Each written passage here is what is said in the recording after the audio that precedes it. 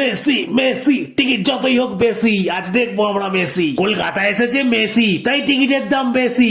উপচে পড়া ভিড়, সে কি রেসার এসি। টিকিট না যেন সোনা, এক টুকরো চাঁদের কণা।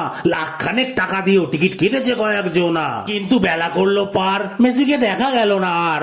আম জনতার কাটতে শুরু করলো মাথার তার। সেই উঠে ভোরে এত খরচা করে কার বলতো ধৈর্যের বাদ থেকে থাকে এতক্ষণ ধরে। মেসি বাবুকে জুড়ে 100-150 লোক ঘিরে, দূরবীন দিয়ে খুঁজতে হবে মেসিকে ওই ভিড়ে। ওগুলো আবার কারা?